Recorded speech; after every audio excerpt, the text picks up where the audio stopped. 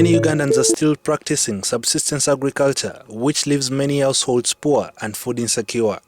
Stakeholders say that with new agricultural initiatives, farming as a business requires a multi-sectoral approach to enable farmers yield more from their efforts. Yes, government of Uganda has always endeavored to initiate or get partners to improve on farmer technologies so that our farmers are engaged in farming as a business.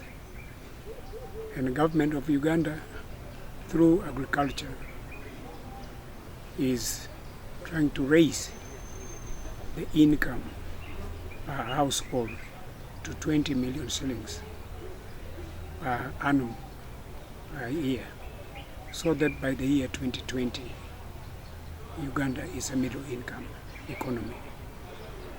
And to realize these goals, government of Uganda has partnered with various organizations, Ssettumba, Global 2000, it's just one of them. IFAD is another international organization. FAO,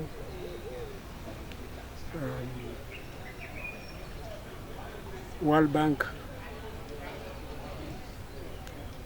and all partners that come in to support this process. The coordinator, post-harvest handling and agro-processing at Ssettumba Global 2000, James Murangira, says it is necessary for farmers to produce in surplus and quality for sustainable development. We still have a subsistence syndrome, by the way, existing in most of the farmers, because most farmers are looking at producing food for consumption, and then if they get an extra, well and good. But this is not where we are taking Uganda now. If we are talking of Vision 2020, if we are talking of developing the population to a middle income.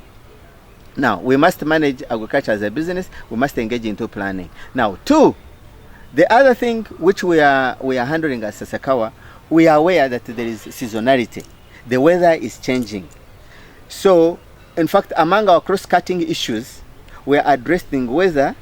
How? We have engaged fabricators who fabricate local water pumps, where you can use local engines, the readily available engines, and those pumps can pump even water up to 1 kilometer.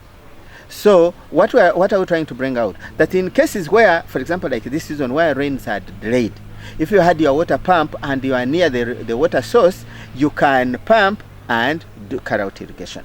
So we are using an integrated approach.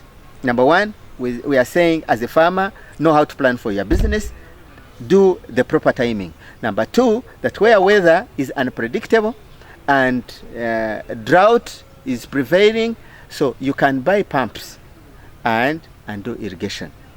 Murangira adds that smallholders need to adopt group formation to benefit from the available incentives like agro financing and agro insurance. This is what is going to lead into collective marketing.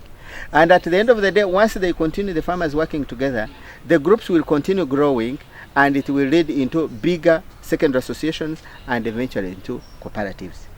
Lira's district agriculture officer, Docas Alum, says climate change has made it hard to grow the industry in the region. So the 2 season has not been very good. However, of late we received this meteorological information that there will be little rain moderately, but we are encouraging farmers to use the little available rain that is falling so that they plant quick maturing crops like beans, which is short term, and also maize, which is short term. Then they also go in for other vegetables so that we really have food in the house. Issues of agro-financing and agro-insurance took center stage as farmers said it was still difficult to access the incentives due to bureaucracy amongst service providers. Sometimes may not favor the agricultural activities that is taking place. we have taken into greater consideration. Though if you see from the perspective of agriculture, this is the most expensive business whereby it needs a lot of money. Now, our trend is even sometimes what we finance currently may not be in a position to cater for all the services. But beside that, these activities we have insured, like agricultural loan, we have insured. So whereby after carrying on the agricultural activities, we always go back down. We have the field officers that go down up to the grassroots and check on our officers, on the clients. Now, in case of drought, because you can't determine the weather, in case of drought, we expect our customers to give us the feedback before. Then we shall send in the loan officer to go and see what is on the ground. Few farmers know about insurance product in place. The bigger mass, the bigger population of the farmers don't know. And another thing maybe is, the livelihood of the farmers here. They do mostly practice small scale farming, which sometimes may not even attract insurance services in place. Participants agreed to utilize fertilizers and improved seedlings to boost production. Who have come into business.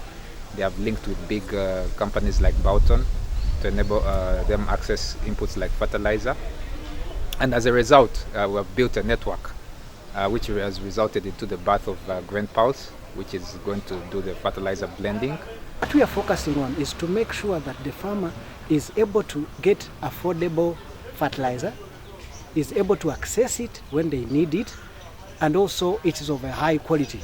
Because most of the fertilizer that is on the market is generic. They just make it without taking into consideration the soil fertility or the crop. So what we are doing is we are able to test your soil, see the deficiencies that are in your soil, given the crop that you're going to do, and we make a crop specific and a soil specific blend of fertilizer that we are then able to distribute to. Producer-buyer partnerships are intended to create synergies along the value chain, which create win-win situations and support pushing the agenda to achieve the stated objectives. Agricultural development cannot be achieved alone by one single partner.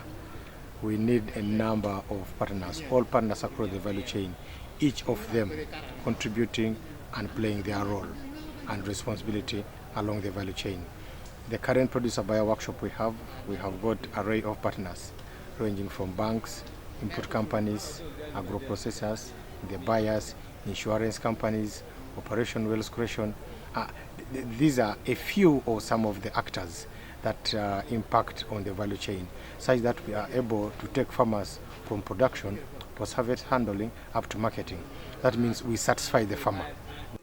The meeting attracted agriculture extension officers, district agriculture officers, operation wealth creation officers, district production leaders, and political leaders from the Acholi and Lango sub-region. It's actually producers buyers meeting also motivate us to do other technologies, because without market, without anybody buying the produce of the farmers, your effort will always end up in vain.